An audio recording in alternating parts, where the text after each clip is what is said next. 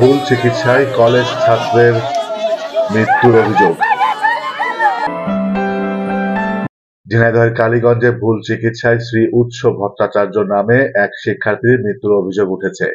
সকালে উপজেলার কালীগঞ্জ ফাতেমা প্রাইভেট হাসপাতালে ঘটনা ঘটে।